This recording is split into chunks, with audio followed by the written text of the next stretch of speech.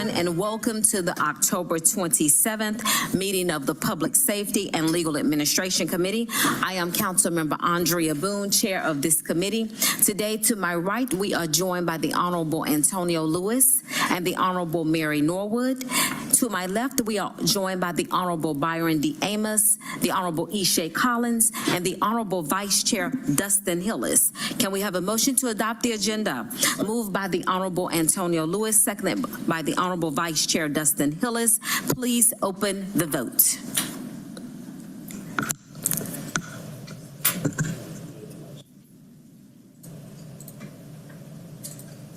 One moment.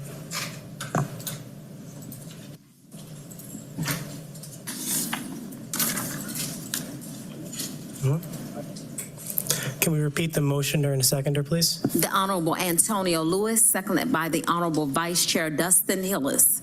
Vote is open.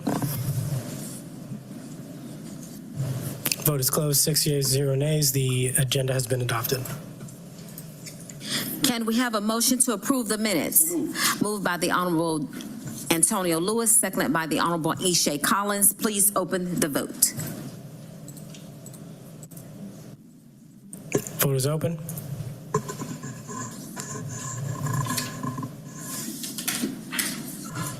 Vote is closed. 6 yeas, 0 nays. The minutes have been approved.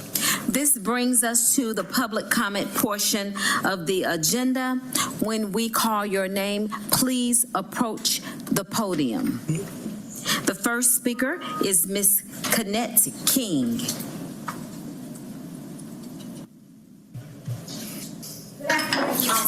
My name is Kenneth King. I am the Movement Center for Human Rights, and I am attending this meeting to read a statement on behalf of the organization. The Southern Center for Human Rights is a nonprofit law firm that engages in advocacy that saves the lives of people whose liberties and dignity are stolen by state systems. This ranges from people sentenced to death by execution and death by incarceration. Our policy unit is led by battle-tested practitioners whose perspectives on policy initiatives are informed not only by their tangible experiences in courtrooms, but by data, research, and candid conversation and input by residents and communities in which we serve. As a matter of course, we sift through narratives and propaganda to identify those initiatives and policies that truly impact public safety. We do not rely on unimaginative public policy playbooks that have proven ineffective, nor do we mislead the public. And our track record is proven, and our methods are sound. Our track record spans from statewide to national to even international forums. We are world renowned for our work. Our work is expansive, but Atlanta is our home. While our preference is to work alongside our grassroots allies and to work with elected officials who have sworn a duty to protect the city that has birthed us, we understand that when those who co-opt group projects choose to exclude us, we do two things. First, we continue to do the work that is required on behalf of the people. We dispense with hubris and keep our door open, even when yours is shut and locked. Second, and most importantly, we document and memorialize policy decisions, especially when our expertise and that of impacted communities has been disregarded. This is especially important when people's material conditions continue to worsen. Next Tuesday marks Election Eve, and for us, an appropriate time to review this term of Council on Matters of Carcerality. This extends beyond the failures of the Fulton County Jail lease and the broader accountability that you all have refused to acknowledge. If there are any specific policy recommendations that you would like us to address next Monday, please feel free to reach me at email me at kking@schr.org. Please expect to receive a document in your inboxes next Monday morning that will supplement our reporting into you and to the honorable public. We look forward to addressing full council next week. Thank you. Thank you. Our next speaker is Ms. Henri Jordan. Give not the Spirit of God, everyone is here. And the Lord heard the voice of Elijah, and the soul of the child came into him again. and he revived. 1 Kings 17, chapter 22nd verse. The full power of the thrice holy God is invoked by Elijah on behalf of the dead lad. By God's power, the latest son was healed. Christ asked you to live, but you reject God's warning and ask for death. The Spirit of the Lord is upon me because he has anointed me to preach the gospel to the poor. He has sent me to heal the brokenhearted, to preach deliverance to the captives, and recovering of sight to the blind, to set at liberty them that are bruised. St. Luke 4, chapter 18, verse. Although Jesus was God during his earthly life and ministry, he still recognized his dependence upon the ministry of the Holy Spirit. The majority of the rich don't feel their need of Christ, and the poor, the blind, the bruised, the brokenhearted, and the captives feel this need. He said unto him, I am a prophet also.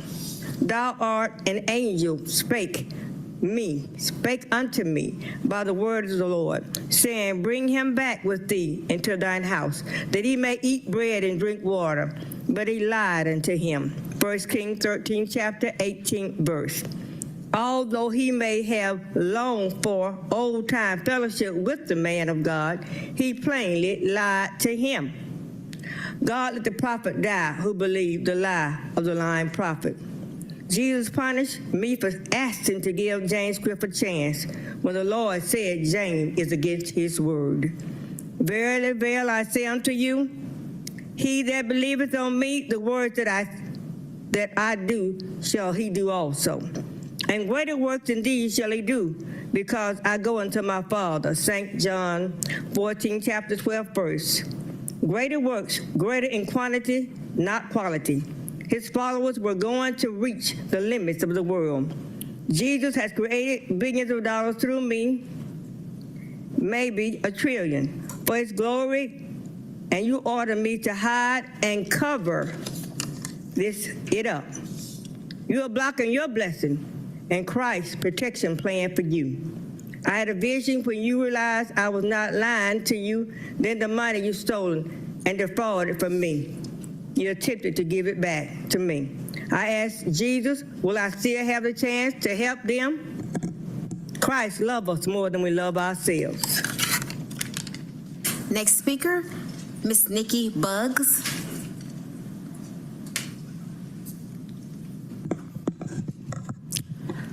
Good afternoon. Thank you. At the Landmark condominium, we have no security. There's no safety within the building. There's no safety or protection for the homeowners. There's no mechanisms in place to protect us or the residents that are there. The laws have to change. Ordinances should have been created and launched. We knew SDRs were coming. We were quite aware well of that. Instead of kicking the ordinance down the street and deciding that we'll take care of it at another session, at another time, that we needed to cogitate it. So now we're in trouble in the building. This is something that I've been announcing for a lengthy amount of time, so I'll continue banging that drum until something happens. And if not for us, maybe for the homeowners in the state of Georgia. Someone asked me, why do I speak? Why do I come each week? Why do I talk? And this is just in a matter of hopes that something will act. Something will move, something will stir inside of you to understand that we are in jeopardy. There's very few homeowners left at this point, and we're unclear what it is that you need to help to push this. We've had multiple shootings, stabbings, deaths in the building. We've gone to every office that we were referred to, the city, the state, police, code enforcement, and here we still are. We don't deserve this. We don't. We don't deserve to live in fear each day. We don't deserve to come home to vagrants and different people walking in and out of the building as the building is operating as a hotel, a motel. We have seedy people through the parking lots, through the stairwells. This is what we get to live with. This is what we get to endure each day.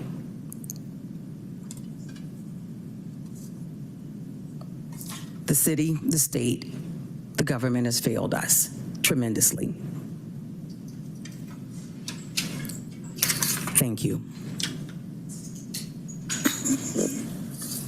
Thank you. If we do not have any objections, we will take our agenda items first. Mr. Overton? Thank you, Madam Chair. This brings us to our consent agenda. We'll first take action on our claims. This week, we only have unfavorable claims. Can we have a motion to adverse the unfavorable claims? Moved by the Honorable Byron D. Amos, seconded by the Honorable Vice Chair Dustin Hillis. Please open the vote. Vote is open.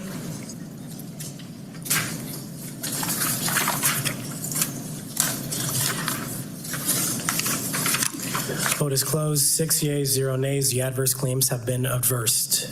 The unfavorable claims have been adverse, excuse me. Madam Chair, this brings us to our ordinances for second reading, for which we have one. Item number 1, 25-01581, an ordinance by Public Safety and Legal Administration Committee to ratify services rendered in connection with sole source agreement SS-S-1220283, Pioneer Technology benchmark maintenance and support with Catalyst Court and Land Records LLC, to authorize the mayor or his designee to execute amendment number 2 to the agreement on behalf of the Municipal Court of Atlanta, and to exercise renewal option number 2 for a term of 1 year, retroactively effective January 25th, 2025 through January 24th, 2026, in an amount not to exceed $300,750.00. All funds to be charged to and paid from the funding accounts listed herein and for other purposes. Second. Moved by the Honorable Ishe Collins, seconded by the Honorable Byron D. Amos. Vote is open.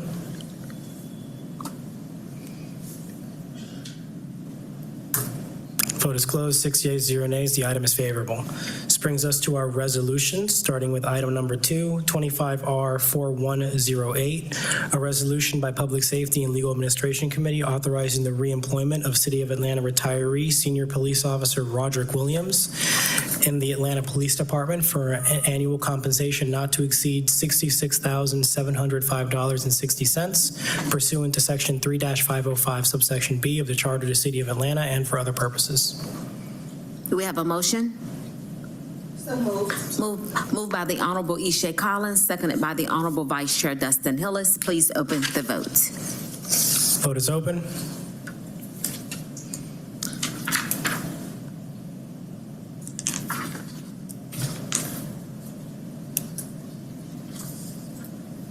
Vote is closed. 6 yeas, 0 nays. The item is favorable. This brings us to item number 3. Madam Chair, we did receive a substitute for this item. I will make a motion to bring forth the substitute, Second. seconded by the Honorable Byron D. Amos. Vote is open.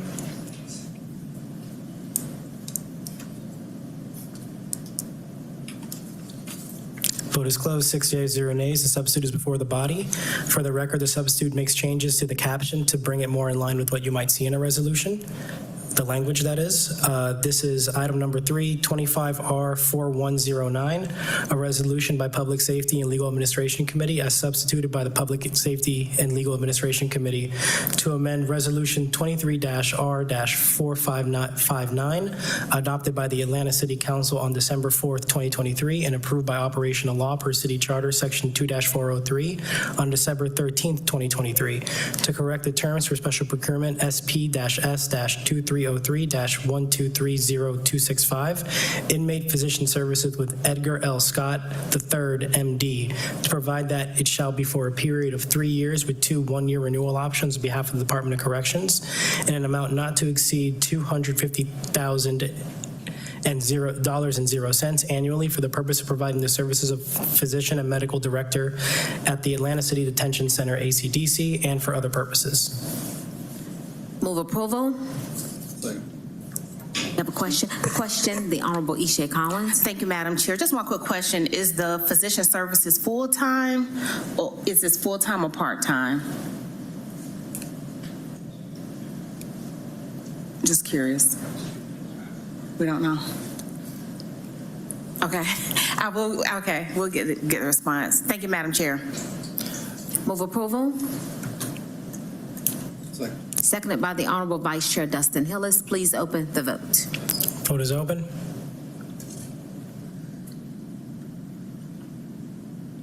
Vote is closed. 6 yeas, 0 nays. The item is approved as substituted. Committee Member Collins, we will follow up with the department on that. Sounds good. Madam Chair, if there are no objections, may we take items 4 through 11 together as a block? Please proceed. Item number 4, 25R4110, a resolution by Public Safety and Legal Administration Committee authorizing settlement of all claims against defendant City of Atlanta in the case of Amber Pryor v. City of Atlanta et al.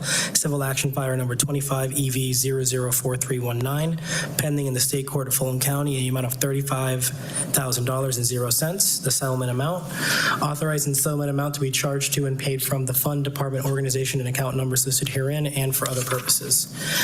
Item number 5, 25R4111, a resolution by Public Safety and Legal Administration Committee authorizing the settlement of all claims against the City of Atlanta in the case of Colonial County Mutual Insurance Company as Subro G of Michael Odell v. City of Atlanta and Levi Kelly Woody.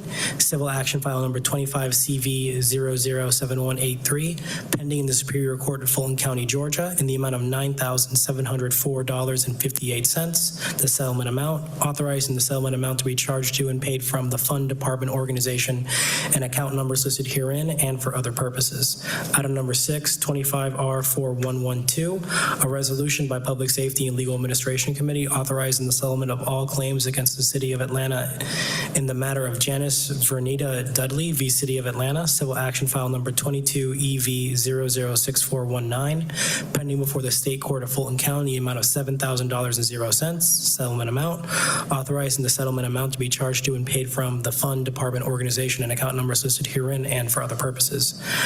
Item number 7, 25R4113, a resolution by Public Safety and Legal Administration Committee authorizing the settlement of all claims against defendant City of Atlanta in the case of Kimberly Cooley v. City of Atlanta et al.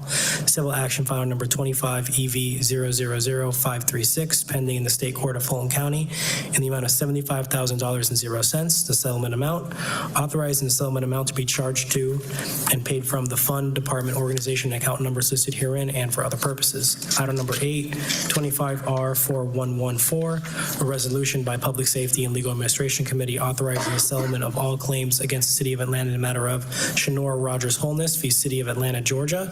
Civil action number 24 CV008010, pending before the Superior Court of Fulton County in the amount of $47,500.00. The settlement amount, authorizing the settlement amount to be charged to and paid from the fund, department, organization, and account numbers listed herein and for other purposes.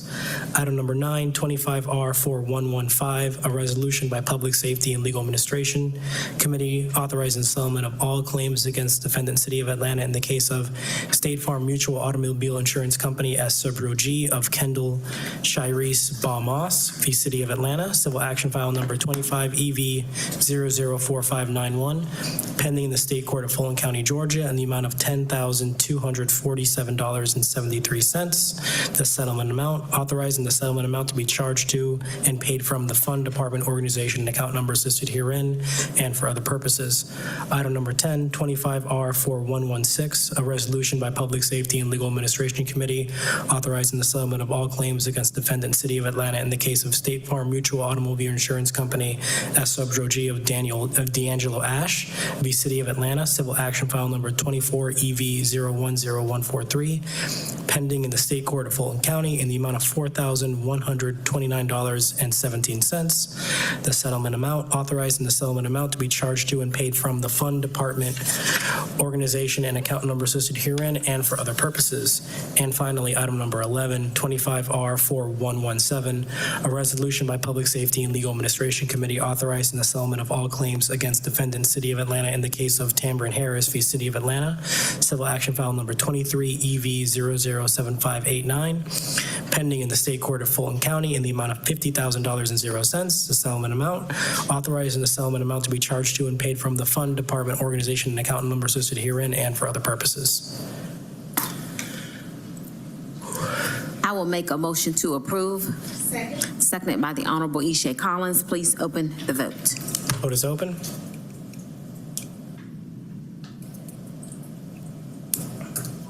Vote is closed. 6 yeas, 0 nays. The items are favorable. Madam Chair, we have no items slated to come off held. If that's the case, this concludes our legislative agenda. Thank you, Mr. Overton. We will move right into our presentations. They will go as follows. If Deputy Jason Smith is here. Deputy Chief Spann is here. Come right on up, madam. Thank you. Atlanta Police Department Crime Statistics Report. Good afternoon, council members. Good afternoon. So no, I'm not Jason Smith, but that's okay. Deputy Chief Francina Spann, here to report out on our crime trends. You should have already received this, but for our 7-day trend overall, we're down 7%. In every category, we're seeing a downward trend with the exception of robbery and burglary. There's a slight uptick in both of those categories. With the robberies, we are seeing a lot of the escalated shopliftings, and that's when an individual goes into a store. There may be some type of physical contact made, and that changes the classification to a robbery in that.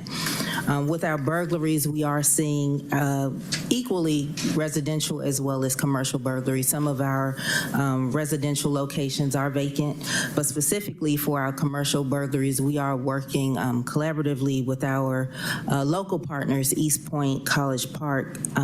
We do believe that we have some people that are targeting different businesses and trying to go between the jurisdiction boundary lines, but fortunately for us, we are working collaboratively in that effort. I do want to say, as I close out before I take any questions, thank you all for attending Crime is Toast. It's really important that the officers see you all and thank them for the work that they do, so thank you all for being present. At the airport, you all saw last week that we had an individual who threatened to shoot up the airport. We were able to place that individual in custody. Our federal partners have adopted that case, and they will be taking that individual federally. So we're very thankful that nobody got hurt or injured in that situation. In addition to that, really have to give a special thank you to our English Avenue citizens who were able to assist one of our officers who was involved in a accident that ran into a home after he was trying to go and assist another officer on a help call. The officer is recovering very well. He's very, very lucky to be alive today. But just a really special thank you to the citizens who really went and pulled him out of that vehicle so he didn't sustain any further injuries that he definitely could have. In addition to that, we had a traffic stop where an officer was injured at 2685 Metropolitan Parkway. This individual was stopped he was smoking marijuana as he rode down the street. The officer attempted to stop him. As the officer tried to stop that individual, it ended up being a violent encounter, and the officer sustained several injuries to her face. We were again able to work with Cobb County. We were able to apprehend that individual.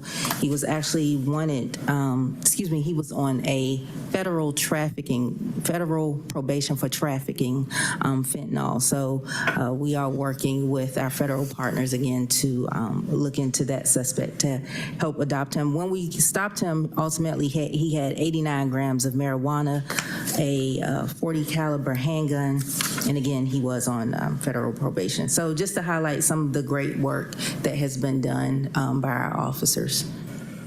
And with that, I'll take any questions. Thank you very much. Do we have any questions? The Honorable Antonio Lewis. First, I want to say that my prayers with the officer, that the things that happen on Metropolitan Parkway, our Major Wolford's been an amazing person in our district. We've been able to fight some of the fentanyl in ways that we never thought it would happen in our area. Fentanyl has been new in our area. He and I have actually went to homes where they know there used to be fentanyl houses. There are no longer fentanyl houses. So truly appreciate the support from APD on that, and we need to be loud and clear that we're no longer allowing you to do these things in Zone 3 and get away with them. So thank you again. Absolutely. Thank you. Next speaker, the Honorable Byron D. Amos. Yes, thank you. Thank you for bringing up the incident in English Avenue and thanking the residents of English Avenue. I was going to ask about the officer. Glad to see the officer is hopefully home and mending well. Can you get the information of I think it was 2 individuals that helped that officer to my office, because we would definitely like to honor them in a special way, because it could have been a different outcome if it wasn't for those 2 individuals. Also, thank you, and I've already said it to the chief, but want the public to say it, thank you for our new major in Zone 1. Captain, formerly Captain, now Major Baldini, definitely been in service in Zone 1 and is off to a great start and doing some amazing things. And then also, I will be talking to Chief Hampton, because he's been involved in these conversations. Had our Zone 1 officers doing, of course, the special detail around parking, around the Mercedes-Benz, but they're still not properly able to do their job because ADOT have not gotten them the tools to properly do their job. So I need somebody, and it's not on APD side, this is for the people that's listening, to get the handheld tools that your officers need to help the citizens of Atlanta. We still have not figured out how to do that without involving the contractor. So I don't know if it's legal. I see our city attorney is here. I don't know if it's contractual with SP Plus. I know that your officers out there trying to do a job that they cannot effectively do without the equipment that someone else needs to provide. So if we can get that done. But with that being said, I like the way the numbers are looking. I know you guys had a wonderful time with CAU homecoming and Washington High homecoming. At the same time, there was several complaints, but there was complaints by people who simply don't want to follow the law. So thank your team for being out there and doing a wonderful job this weekend. Thank you. The Honorable Isha Collins. Thank you, Madam Chair. Yes, our concerns, expressing our concerns for the officers, and please let us know what you all need as that officer recovers. Just quickly, in terms of, this cycle, there has been a drop in, even though we see a minor increase, there has been a drop overall. And again, I know we're getting ready to enter the holiday season. November is Saturday, and so just thinking about, like, as we're seeing the largest increases have been with the theft crimes of robbery, theft from a motor vehicle, and shoplifting. Are there any are there any things that the department is thinking about now, but also that we can share with the public in terms of preparing for this season, just in case there is an increase in these theft crimes? Yes, ma'am. So this season we will go into our holiday plan, and with that being said, we will have a lot of different, where we know historically we've seen a lot of crimes of opportunity take place. We'll have different details set up in those specific areas. In addition to that, we'll have our officers who are oftentimes, you see them working administrative assignments. They will be also deployed to certain areas as well. Thank you. You're welcome. The Honorable Dustin Hillis. Thank you, Madam Chair. Thank you, Deputy Chief. I just want to echo what previous council members said about the officer. I've been getting updates from both the chief and my other contacts in APD, so glad to hear of the improvements there, and look forward to working side by side with Councilmember Amos to honor those citizens. A few things on the crime stats. See a consistent, not only across the city, but with every zone, also pretty large increases in ag assaults and robberies. What is expected to be behind that, and how is the department handling, focusing in on getting those numbers down?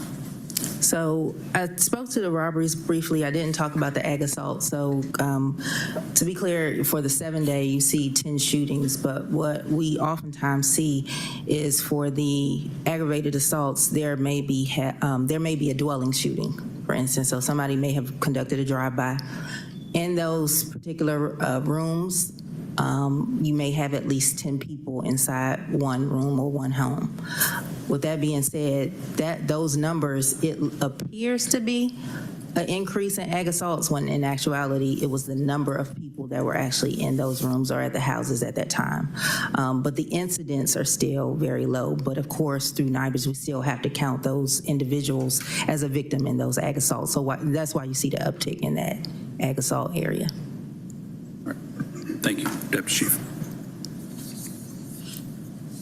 Do we have any more questions or concerns? The Honorable Antonio Lewis. Thank you. We have you here. I was going through our scrap tire carrier enforcement information for the city. I know I've had a influx of tires thrown around my district. The major and myself, we found one individual. We hunted him down, not hunted him down. We hunted down the tires. We followed.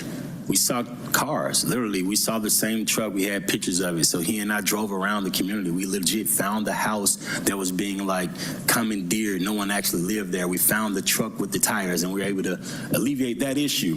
But I then reached out to our commissioner of the Department of Public Works because 4 years ago we were able to work on and eliminate the issue of people taking their the catalytic converters, Yes. Based on legislation that my office produced. And we saw the catalytic converters reduce, 300% of decrease of stolen items. The fallback on the tires, the way I think we can eliminate it, like we did the catalytic converters, is if we have enforcement. And so on number 9 of the Section 130-33, scrap tire management, number 9, it talks about how the city police department or its designees shall coordinate to conduct annual random inspections of all scrap tire generators in the city.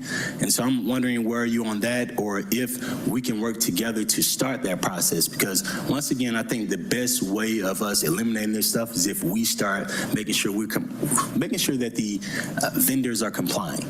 So have you started that process of the annual review? If so, can my office work with you? If you have not, can we start that process? I don't know if code enforcement wants to speak to that or not. I don't specifically have the answer for you, but nevertheless, we can certainly discuss that in detail. And I'll tell you, I like eliminating those issues. I think, so it's harder for us to find all of because I know the young man that we caught, right? I know him. And so it's hard for us to catch him because he's just getting money from somebody to just do it.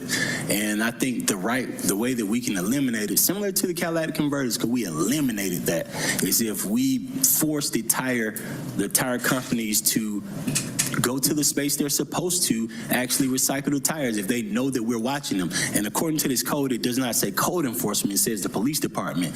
And that's why I would like for, I know code enforcement is here. Is this on you all or is this on the police department? Sweet team. Okay. So I'll answer that then, but I want to make sure we can work to eliminate that because all I see is tires all over my district. And thank you again.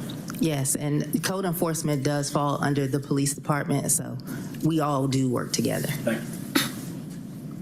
Thank you. We have been joined by the Honorable Michael Julian Bond, and we would like to congratulate and thank Major Clay of Zone 4. He received one of the highest honors at the Crime is Toast breakfast. So congratulations to Major Clay and all associated and officers and friends of the Zone 4 officers. Congratulations. And thank you very much for your report. Do we have any more questions from the body?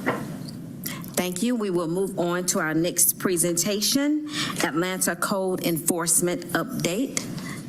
Director Daphne Talley and Captain Baxter.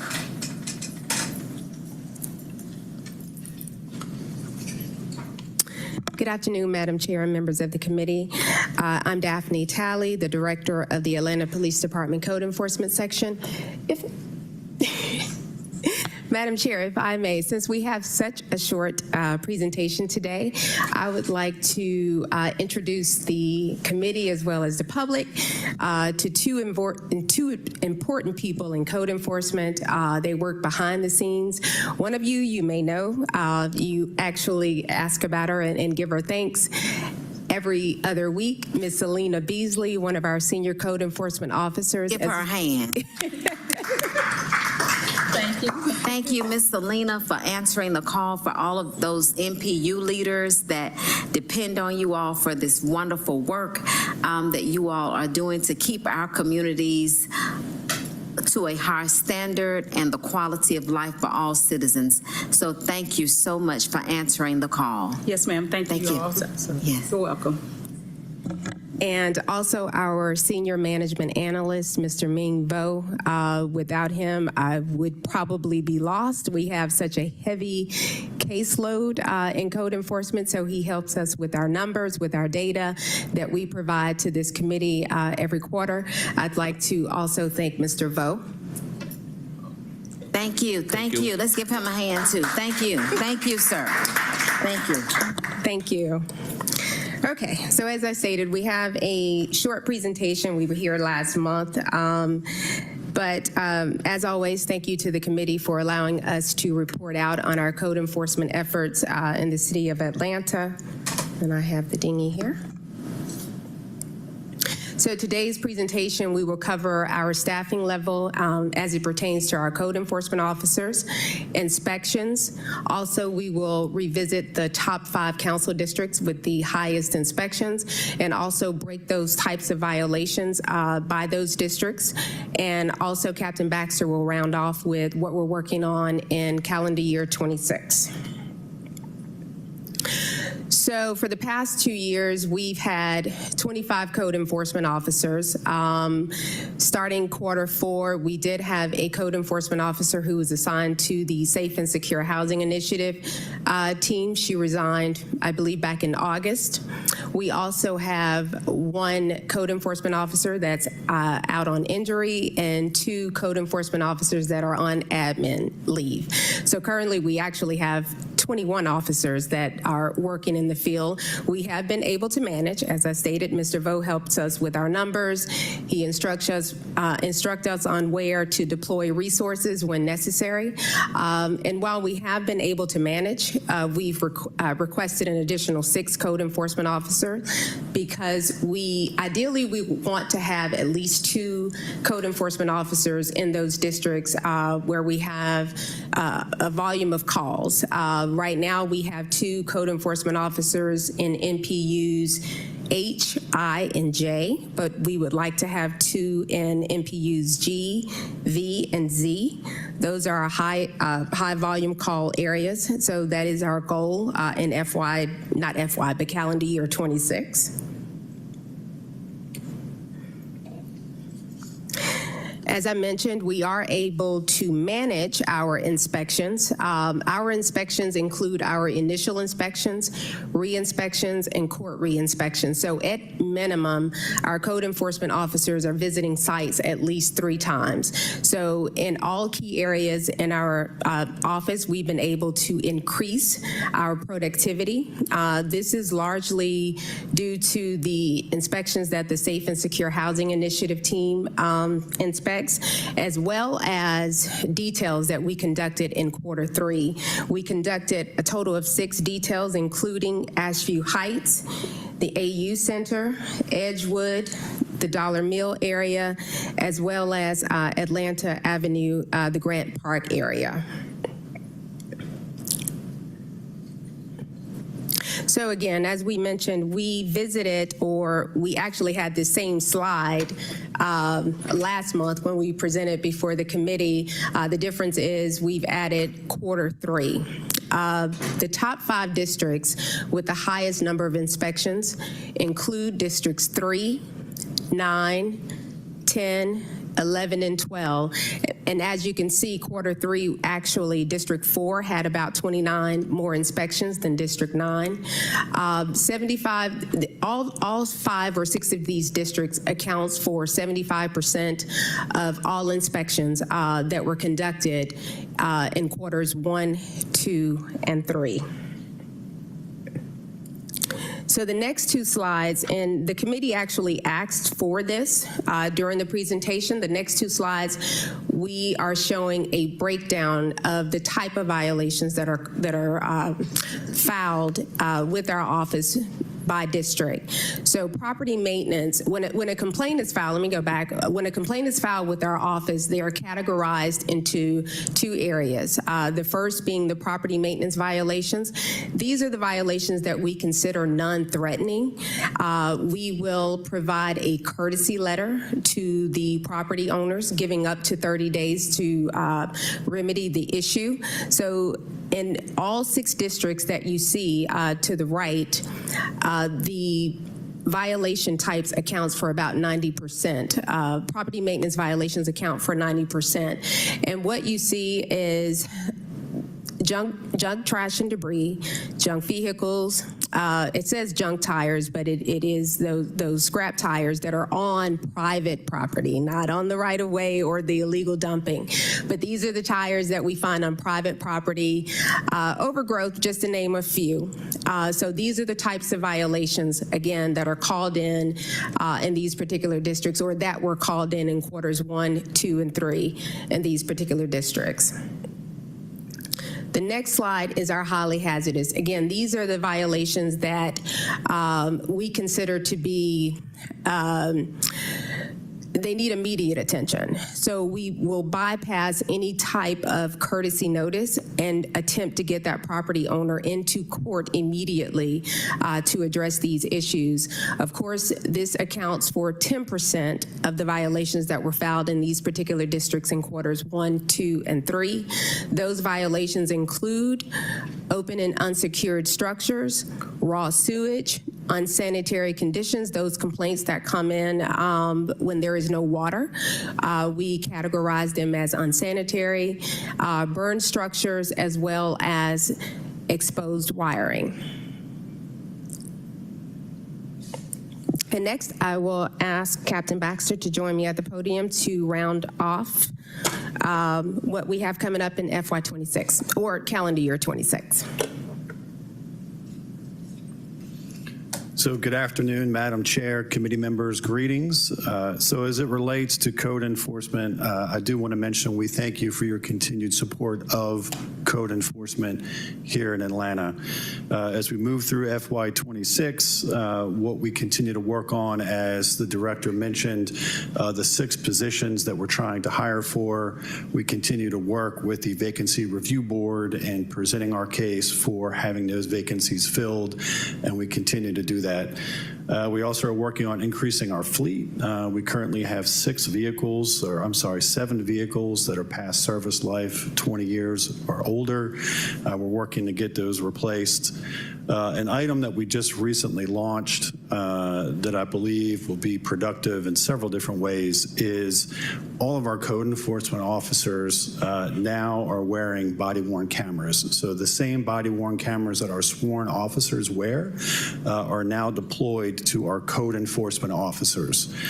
This not only helps serve in terms of accountability, but when they're out in the field and they're conducting inspections of houses and dealing with abandoned houses and blight, they'll be able to capture that firsthand on their body cameras as they walk through, as they show, and those can also be used as evidence in court proceedings as they show what is going on with these locations, in addition to the pictures that they take.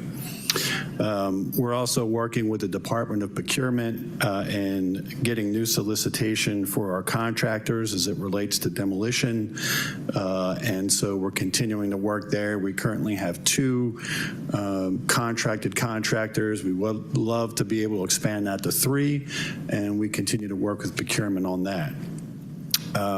We also continue to work on, so when we have citations that go unserved or we have failure to appears, we continue to collect those and conduct details to go back out and continue to research and see if we have different addresses that we can find and what we can do to get those reserved when it comes to those citations that aren't initially served. And we continue, as always, to collaborate with the city's office of the solicitor on best practices for addressing our abandoned properties and our blight in the city. As you know, we transitioned to our judicial NREM that we continue to tweak and work on, as well as our safe and secure housing initiative. And so I know the Honorable Mr. Carter and his team will be up here in a little while, so I don't want to steal their thunder, but just know that we continue to work hand in hand with the solicitor's office in those areas. And with that, we'll take any questions you might have.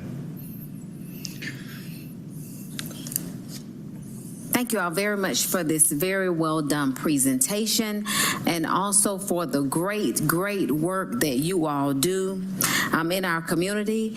I do have some concerns regarding cars that are covered. We really need to address that. You all have been doing a wonderful job getting some of them moved, but the Linfield, Braemar, Pamela Cole, Red Bud Lane area has about 7 to 10 cars that are covered, and for some reason it is difficult for us to get those moved. One was moved last week after about 6 months, but that entire area, Linfield, Benjamin Mays, Red Bud, Pamela Cole, Braemar, Anna Lane, that entire precinct is covered with, they're covered with something gray, like a gray tarp or cloth. So if we could please get those moved as quickly as possible. Also, there are 2 commercial vehicles coming in from ML King to Florida Avenue. As soon as you make a turn on Florida Avenue, those commercial vehicles are on the left. A food truck that is not operable, and also a camper. Are they on the street or on private property? On private property. On private. Mm-hmm.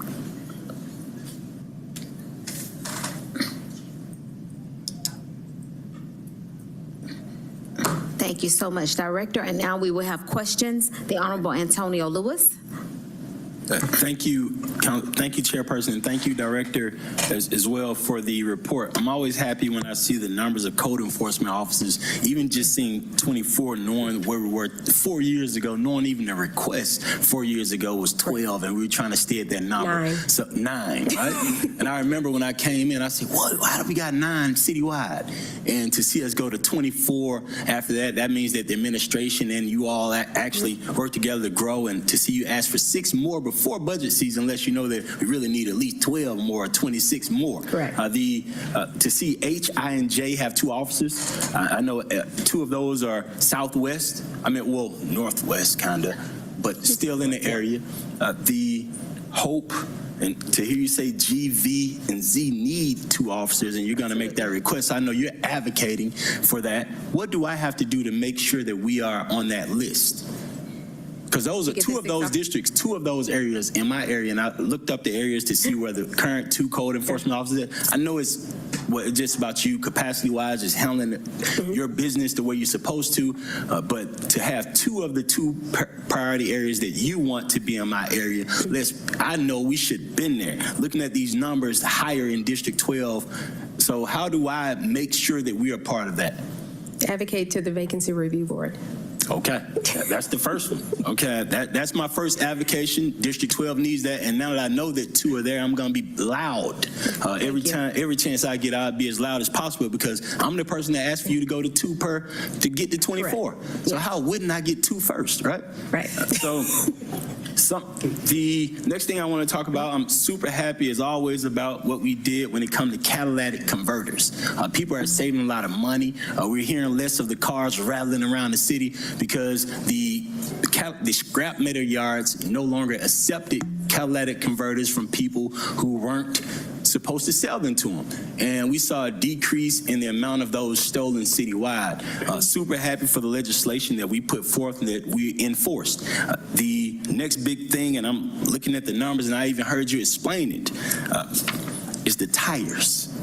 What do I have to do, or how can we work on the tire legislation to do the same thing? Because I'm talking to tire tire yard owners, tire sellers. They amazing folks in my district on Cleveland Avenue, University, Pryor Road. They aren't selling tires to the young man who's throwing the tires around my community. The tires that he bought, that he got sold, he told me who sold it to him.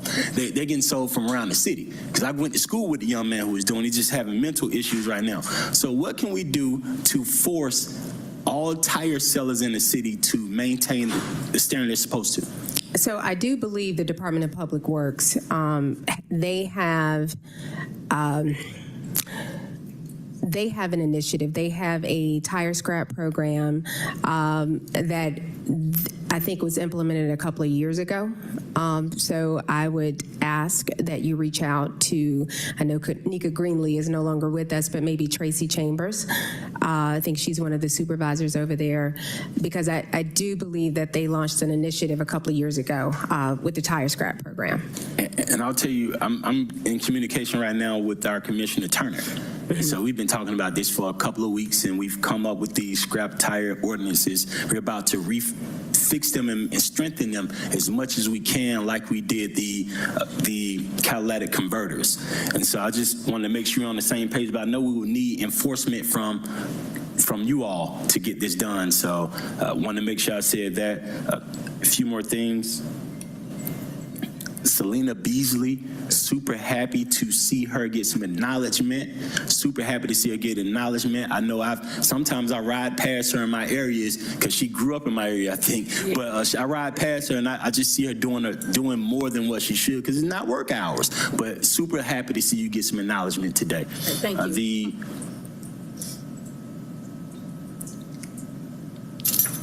Lastly would be private properties. So the tire issue is real in my area. When I'm looking at the numbers of growth, I mean, just to see it go from, because we were never at the top of the code enforcement, like inspections, re-inspections, court re-inspections. You look at the whole year. But right now, we're at the top of everything, just District 12. Funny that it's happening right around now, but it's part of it. So my hope and my goal is that on private properties, we didn't put them there. And there are properties that are right there. What do I have to do to get you to pick them up? Because let's say if I have 500 tires dropped on Fair Drive, 500 tires dropped on Peg Drive, Peg Road, 500 in front of the police station, right? I don't know how they do it in front of the police station, but they still do it. So let's say I have that happening, and it's on private property. What do I do now? You contact us, you contact APD Code Enforcement, and it's unfortunate if no one witnessed the person that's dumping the tires, then we are going to go after the property owner. But what about getting them up? What happens about, so I mean, I understand that process, but the tires are still there. So what do I do then? So if the property owner does not remove the tires, then we will request those tires be removed either by the Department of Public Works or a city contractor. Thank you. And I think the last thing is something I was on last time, still going to be on that, because Councilmember Gloria Tenuba reached out to me about it. The underpass 85, where are we on that? I know the last time we had all the folks in here who help on those type of things. I went over with the watershed department. We found out it's feces that is causing the smell. The smell sits in your car from 85 and Cleveland Avenue to the airport. If you're in the other way, from 85 and Cleveland Avenue to wherever you're going. So what can we do? I've been asking for code enforcement, for Stashi, for whoever helps with these issues. What can I do to get someone to go there and to alleviate those issues? So I think if you're saying it's under the overpass, I think that it's going to be Georgia Department of Transportation. That's going to be GDOT, our responsibility to clean those areas. So now that we are a month past that time period, been reaching out, what do we do now? I need to find out what's going, if we've contacted GDOT, if anyone has contacted GDOT to clean the area. And if possible, if y'all can send it to me, send me whatever you have, because myself and Commissioner Greg Arley went there. We picked up the manholes ourselves. We walked around looking for the issues. And what area is this again? The 85 underpass on Cleveland Avenue. Yep, and I think we said, I know I said it in the last meeting, I said it in the meeting before that. The goal is just to get some help as soon as possible. I know a lot of stuff is happening right now, though. Thank you. Okay, we'll check. Thank you. the Honorable Mary Norwood, and then the Honorable Byron D. Amos. Yes, and I have been concerned about blight and eminent domain and getting these blighted properties off out of our communities and taking the properties. I know we're going to hear from the solicitor, but anything that we can do legislatively to increase the effectiveness to help y'all, we want to do that.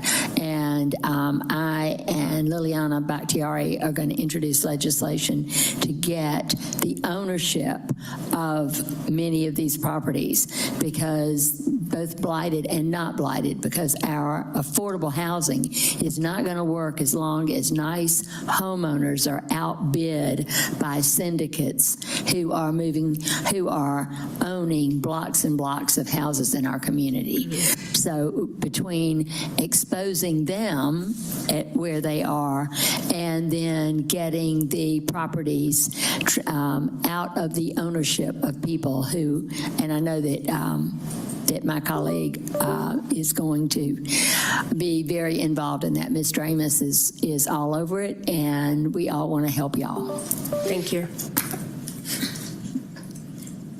The Honorable Byron D. Amos. Also, Director Talley, have you been in touch with Dr. Kenneth Alexander at Antioch Baptist Church North? Yes, ma'am. Okay. Please include me in all of those correspondence. We'd like to help that community, and he has some parishioners with serious issues. Thank you. The Honorable Byron Amos. You know, that was the first question on my list. So I'll push it down a little bit. Ms. Beasley and your counterpart, didn't catch your name, sir, I'm sorry. Bo. If the two of you are the tip of the spear just from the complaints that's coming from my office, I know you're swamped. So thank you for what you have done and what you continuously do for the rest of the city and everyone involved. Thank you. Just want the public to say that. You're welcome. Thank you. Director Talley, and I'm glad the courts are here, and it goes back to some of what Reverend Alexander called me about. How do we manage citations versus permits? I'm glad we got the extra officers out there, but you're writing citations for things that people are waiting for permits to tear down or to correct. So when we put the cart before the horse, or the chicken before the egg, how do we handle that? Because at the end of the day, they're being asked to come to court, and their excuse is they can't do the work until this building release a permit for them to do the work. So how is that being handled? So we shouldn't be issuing citations if there is an active application that's being routed in the Department of City Planning. But if that should happen, and again, I speak with Pastor Alexander every week. If that does happen, we can reach out to the courts, and I know Chief Judge Ward is present today, but we will ask the court to dismiss those cases if that does happen. Okay. Yes. Do your officers have the ability in the field to see if there is an active application?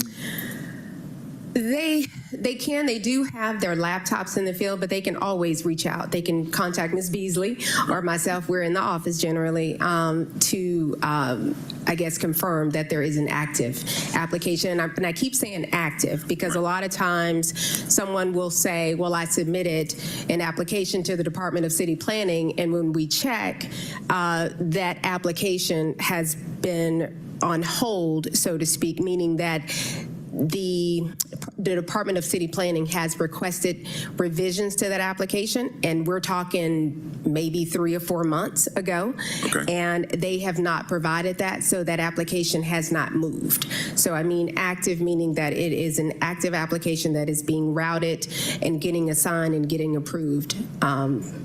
Yes. Thank you. And I can help you out a little bit. Underpasses came up during Transportation Committee. So that is a GDOT thing. And so ATL Commissioner Cavas asked for us to forward all information to him because they meet with GDOT monthly. So that'll help you out a little bit. Thank you. Going back to what Councilmember Lewis was talking about a little bit, what is your relationship with the Department of Public Works? As we get code enforcement issues, I know we talk about one of the biggest ones was over on Vine Street and English Avenue a while back, where it's on private property, but it extends out into the street as well. Yeah. Is there a strike team that can go out to grab these tires or to grab all of the debris that is on public works in the right of way? So if you get a complaint and it stretches from public to private property, is there a public works team to help you out on the right of way side? Yes, we work closely with the SWEET team. Okay. Yes. And then also going back to what Councilmember Boone talked about, the covered vehicles, I mean the junk vehicles, I think is for it not to be a junk vehicle, tires has to be inflated and has to have a current tag on it. It has to be able to drive on a public street. So cranking it up and putting it in drive and driving forward, whether there's tires, motors, yes. It has to be able to drive on a public street. So those cars sitting in driveways that are covered, if they're not able to do that, then it's titled a junk vehicle citation follows. That is correct. That is correct. Now, code enforcement